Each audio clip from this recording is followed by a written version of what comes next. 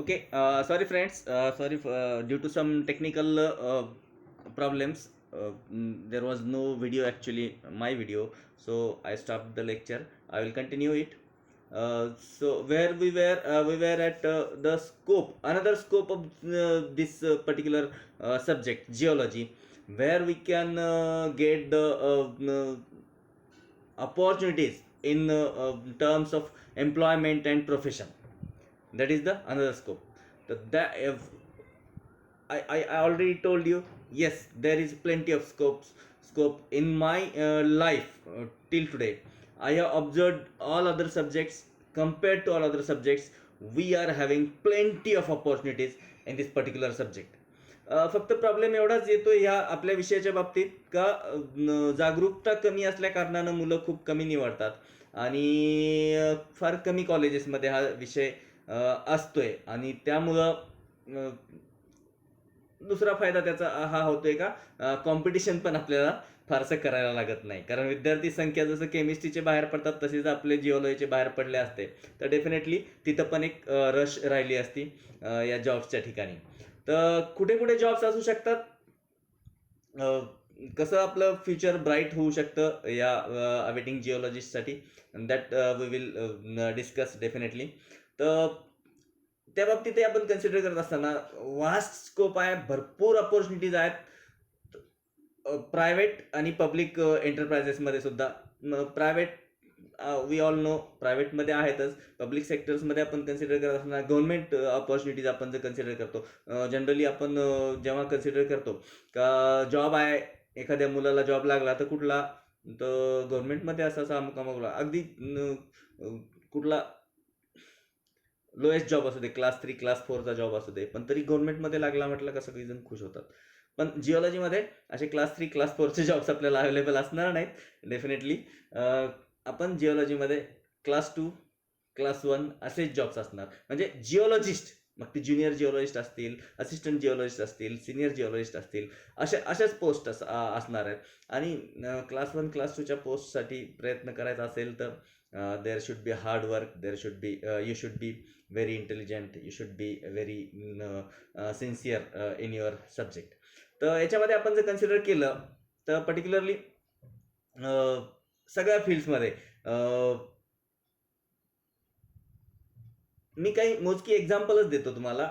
तर भारतामध्ये आपल्या असलेल्या ऑपॉर्च्युनिटीज, तर त्यात टॉप मोस्ट आपण जर ऑपॉर्च्युनिटीजच्या बाबतीत कन्सिडर केलं तर GSI, तुम्ही कदाचित ऐकलं असेल, geological Survey of India, government undertaking institute आहे, गव्हर्नमेंटची, सेंट्रल गव्हर्नमेंटची. आणि त्याच्यामध्ये जाण्यासाठी, GSI मध्ये जाण्यासाठी after your PG post graduation in geology, they use to take, म्हणजे जाहिरात काढणार ते, मग जाहिरात काढल्यावर आपण अप्लाय करायचं, अप्लाय केल्यानंतर मग ती एक रिटन एक्झाम कंडक्ट करतात. आणि ही जी एक्झाम होते ती UPSC कंडक्ट करते. Definitely you can think that UPSC जर कंडक्ट करत असेल तर ती काय अशी म्हणजे साधी एक्झाम असणार नाही. पण जॉब पण क्लास 1चा मिळतोय, as a scientist we are going there, senior geologist म्हणून आपण जातोय त्या ठिकाणी, त्यामुळं मेहनत तर करायला लागणारच आहे. पण GSI ही अशी इन्स्टिट्यूट आहे, दरवर्षी ऑलमोस्ट एव्हरी इयर ती जागा काढते. दरवर्षी ऑपॉर्च्युनिटीज येतात GSIच्या. आणि एक्झाम्पल द्यायचं असेल तर आपल्या कॉलेजचे बरेचसे विद्यार्थी आहेत GSI मध्ये. काही जर एक्झाम्पल्स द्यायचे असतील तर संतोष जगताप, सागर भटकर हे पूर्ण MSc पर्यंत आपल्याकडे होते. हे 2 विद्यार्थी आपले GSI मध्ये सक्सेसफुली काम करतायत मागच्या 4-5 वर्षांपासून. त्यानंतर Shailesh Yadav, also one of the bright student of our institute, he is also working in Geological Survey of India only. त्यानंतर अजून काही इन्स्टिट्यूट्स बघायचे असतील तर oil and natural gas corporation आहे. ऑइल अँड नॅचरल गॅस कॉर्पोरेशनमध्ये जसे अदर सब्जेक्ट्सची सुद्धा लोकांची आवश्यकता असते, तसेच जिओलॉजीची सुद्धा आवश्यकता असते, कारण नॅचरल गॅस, ऑइल हे सगळं एक्सप्लोरेशन यांचं करण्यासाठी जिओलॉजिस्टच लागतो. आणि हे सगळं कुठं मिळेल हे सांगायला आणि ते एक्सप्लोर कसं करायचं ते सांगण्यासाठी जिओलॉजिस्टचीच गरज असते. त्यानंतर SAIL, Steel Authority of India, is another central government institute. Then AMD, Atomic Mineral Division, is another institute. Then BGML Bharat Gold Mines Limited, म्हणजे गोल्ड माइन्स ज्या आहेत, गोल्ड माइन्समध्ये सुद्धा सोनं कुठं मिळतं ते सुद्धा एक जिओलॉजिस्टच सांगू शकतो. या ठिकाणी इथं जर आपल्या क्लासरूममध्ये किंवा आपल्या ह्या प्लेसवरती इथं सोनं मिळणार असेल तर ते कुठल्या टाईपच्या रॉक्समध्ये मिळतं हे जिओलॉजिस्टलाच माहिती असतं. तो अगोदर स्टडी करणार कुठल्या टाईपचा रॉक आहे, मग या टाईपच्या रॉकमध्ये मिळतं का ही पहिली गोष्ट, आणि मग मिळत असेल या टाईपच्या रॉकमध्ये तर मग त्यानंतर खरोखर आहे का तो सुद्धा महत्त्वाचा भाग आहे. आणि मग ते सगळं एक्सप्लोअर करणं, ते एक्स्ट्रॅक्ट करणं हे एक जिओलॉजिस्ट करू शकतो. त्यानंतर BGML Bharat gold already we have considered. Then CGWB Central Ground Water Board is another institute. त्यामध्ये पण भरपूर अपॉर्च्युनिटीज असतात. CIL कोल इंडिया लिमिटेड आहेत. SCLI that is Hindustan Copper Limited. त्यानंतर HZL Hindustan Zinc Limited. Then we are having another Indian Bureau of Mines IBM.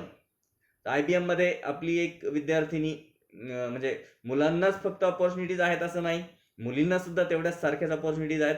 आपली one of the bright student Pranita Divase जिचं नाव होतं, ती प्रणिता दिवसे आता इंडियन ब्युरो ऑफ माइन्समध्ये नागपूरला तिची पोस्टिंग आहे. मागच्या मला आठवते 5-6 वर्षापूर्वीपासून तरी ती आहे तिथे, नागपूरला तिची पोस्टिंग आहे. तर इंडियन ब्युरो ऑफ ती सिनियर जिओलॉजिस्ट आहे त्या ठिकाणी, आणि जिओलॉजी MSc जिओलॉजी करूनच प्रॉपर त्यांची जाहिरात आली, मग एक्झाम दिली, इंटरव्ह्यू दिला आणि तिचं सिलेक्शन झालं. या प्रोसेसमधून ती गेलेली आहे इंडियन ब्युरो ऑफ माइन्स. त्यानंतर IOC इंडियन ऑइल कॉर्पोरेशन आहे. त्यानंतर इस्रोमध्ये सुद्धा जिओलॉजिस्टच्या पोस्ट निघतात. इस्रो तुम्ही सगळ्यांनी ऐकलेलं आहे, Indian Space Research Organisation. Then NIO is another institute. You all might be knowing you, I don't know how many of you have visited NIO Goa. तुम्ही गोव्याला तर गेला असाल, पण पणजीमध्ये नॅशनल इन्स्टिट्यूट ऑफ ओशनोग्राफी आहे. त्या नॅशनल NIOमध्ये सुद्धा जिओलॉजिस्टची आवश्यकता असते, कारण ही ओशनोग्राफी इन्स्टिट्यूट जे आहे, नॅशनल इन्स्टिट्यूट ऑफ ओशनोग्राफी, ती समुद्रामध्ये जे ओर मिनरल्स आपण एक्स्ट्रॅक्ट करू शकतो त्याच्याशी, पुन्हा समुद्रामध्ये कुठल्या प्रकारचे वनस्पती प्राणी असतात त्या सगळ्याचा अभ्यास करते. तर या समुद्राचा ओव्हरऑल ओशनोग्राफी म्हटल्यानंतर ओशनचा पूर्णपणे अभ्यास ती इन्स्टिट्यूट करते. मग त्याच्यामध्ये हे जे मिनरल्स आहेत, ओर मिनरल्स पर्टिक्युलरली, ते एक्स्ट्रॅक्ट करणे, ते कुठं आहेत शोधणे, हे काम तरी त्यातल्या त्यात जिओलॉजिस्टचं असणार. आणि त्यामुळं नॅशनल इन्स्टिट्यूट ऑफ ओशनोग्राफीमध्ये सुद्धा म्हणजे दरवर्षी अशा जाहिराती वगैरे येत असतात, आणि तिथं सुद्धा आपण ट्राय करू शकतो. त्यानंतर IREL Indian rare earth limited. त्यानंतर MGMI mining geological and metallurgical institute of India. Then Mitco mica trading company.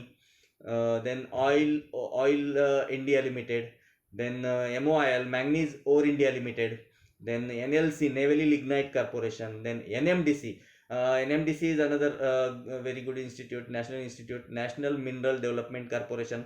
आपले 2 विद्यार्थी, जुने विद्यार्थी NMDC मध्ये काम करतात जिओलॉजिस्ट म्हणून, सायंटिस्ट म्हणून. If I remember, one is Girish, I forgot his surname, and another is KP Mane. Means दोघं जणांना तरी मी ओळखतो पर्टिक्युलरली. तर 2 विद्यार्थी आपले NMDC मध्ये काम करतात आणि जिओलॉजिस्ट म्हणून काम करतात, आणि खूप चांगली इन्स्टिट्यूट आहे, national mineral development corporation. Then NML national metallurgical laboratory. Then SCCL Singareni collieries company limited. Then next is NGRI national geophysical research institute. हैदराबादमध्ये त्याचा मेन कॅम्प आहे, आणि ऑल ओव्हर इंडिया त्याचे सब सेंटर्स आहेत. त्या ठिकाणी सुद्धा चांगल्या अपॉर्च्युनिटीज असतात. TISCO Tata iron and steel company. Then DGM directorate of geology and mining. अजून एक आपली विद्यार्थिनी, आपल्याकडे MSc झालेली विद्यार्थिनी भाग्यश्री जोशी म्हणून आहे, ती DGM मध्ये काम करते. आणि दुसरे बरेचसे अजून विद्यार्थी आपले आहेत, तर ते DGM मध्ये काम करतात, director of geology and mining. तर याच्यामध्ये सुद्धा ज्युनियर जिओलॉजिस्ट किंवा टेक्निकल जिओलॉजिकल पोस्ट वगैरे असतात. तर त्या जिओलॉजिस्टच्या पोस्टवरती भाग्यश्री जोशी नावाची आपल्याकडे MSc झालेली एक विद्यार्थिनी काम करते. औरंगाबादला तिचं पोस्टिंग आहे सध्या, मागच्या 4-5 वर्षांपासून तरी मला माहिती आहे, आणि कॉन्टॅक्टमध्ये पण आहे. तर सध्या तिथे आहे ती. तर म्हणजे मुलींना सुद्धा चांगल्या अपॉर्च्युनिटीज आहेत. And with good recognition. Class 1 class 2च्या पोस्ट आहेत या सगळ्या. त्यानंतर GSDA, that is ground water survey and development agency. तुम्हाला सगळ्याला भूजल सर्वेक्षण आणि विकास यंत्रणा ज्याला आपण मराठीत म्हणतो, तर ती ground water survey and development agency ही महाराष्ट्र शासनाच्या अंतर्गत येते आणि MPSC थ्रू याची परीक्षा आणि इंटरव्ह्यूज होतात. समजा खूप जास्त कॅन्डिडेट्सची संख्या आली तर ते परीक्षा चाळणी परीक्षा आयोजित करतात आणि त्यातून मग इंटरव्ह्यूला बोलवतात किंवा मग डायरेक्ट इंटरव्ह्यू सुद्धा MPSC कंडक्ट करते. आणि या डायरेक्ट इंटरव्ह्यूमधून आपल्या कॉलेजचे plenty of students are there. मी असं एक दोघांचं नावच घेणार नाही, तरी काही इतक्यात